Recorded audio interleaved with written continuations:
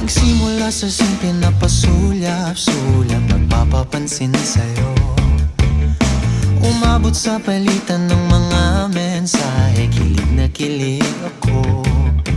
Kumusta, kain na, hello, magandang umaga. Ingat ka, pahinga, huwag kang masyadong magpupuyat pa.